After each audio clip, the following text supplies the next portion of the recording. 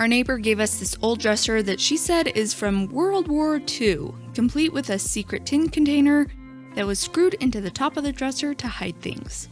She painted it in oil-based paint years ago, but didn't want it anymore, and didn't really just want to take it to the dump either. So of course, I snatched it up, even though I don't really love the style of it. My husband removed the old knobs. Most of them were easy to remove, but a couple of them took some extra elbow grease and tools before he could get them off. Then he cleaned it with some crud cutter and a damp rag to get rid of the dust and any grime on the surface. And he even vacuumed inside the dresser. There were a few chips in the paint, so he filled those in with plastic wood filler and let that dry. The paint had a lot of brush marks in it, so he sanded all of the brush marks out, and it took him at least a few hours to get all of it sanded smooth. He used the 100 grit sandpaper to do the bulk of the sanding, and then he went over everything with 150 and then 220 grit sandpaper to smooth it all out. It felt so smooth after all of that sanding, and if you ask me, it was totally worth it. He might tell you a different story though. After sanding everything down, he was able to see a lot more scratches and dings that needed to be filled in, so he did another round of wood filler and let it dry overnight. The next morning, bright and early, he sanded the wood filler down by hand so he wouldn't wake up everybody in the house. And then he vacuumed up the dust and wiped everything down with a tack cloth while I mixed up the primer and put it into a paint tray. I rolled the gray tinted bin shellac based primer onto the dresser with my favorite mohair roller. This primer did a few things for us. It created a really good base for my water-based paint to stick to the old oil-based paint. And since it was tinted a brownish gray, it helped create a solid deep base for our paint to go over, which made it so we didn't have to use as much paint to get full coverage, because the color of the paint that we used didn't have very good coverage. If you haven't noticed, this bin primer and clear shellac primers are my all-time favorite primers for painting furniture. So we let the primer dry for about an hour, and then I could see some spots on the bottom drawer that needed filled in more, so I filled those in with regular wood filler. And then I taped off the drawers with some plastic so I could spray the dresser and not get paint inside the drawers. And this is when I noticed that a drawer track was broken. So Taylor found a scrap piece of wood that we could use. We cut a notch into it with our Dremel multi-tool, and we glued and nailed it into place to replace the part that had broken off.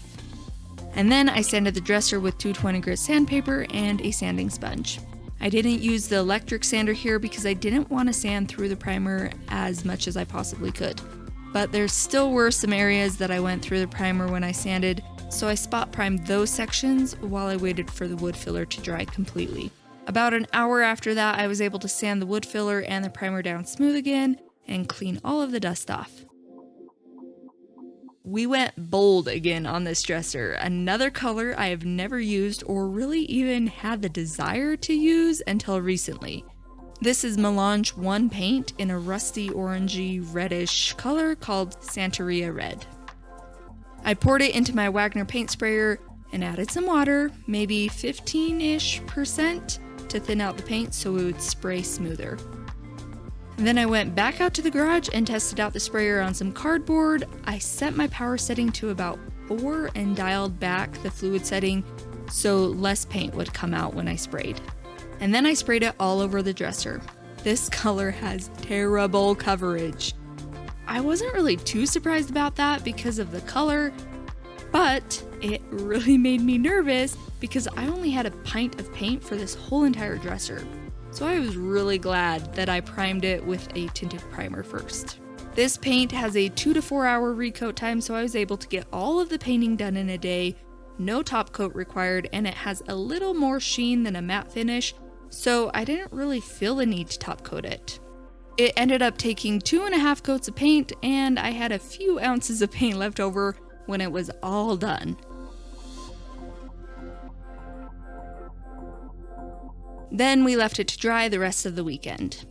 Monday morning, I sanded the inside of the drawers, and then I added a lock to the top drawer where there was a big hole. Thankfully, the lock fit perfectly. That was a miracle. and it was actually pretty easy to install. It was my first time, and it went smoothly. And then I added new hardware and put some fun peel and stick wallpaper in the drawers to cover up the dingy looking wood.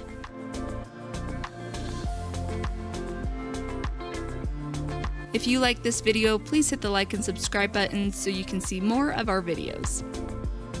Here's what it looked like before, and here's what it looks like now. Man, oh man, I love this piece now. Seriously, before I painted it, I hated the style of it, but the rusty red goes so well with this style, and I love those drawer liners. I really didn't think that I was going to like it very much, so I'm really glad that it turned out better than I expected.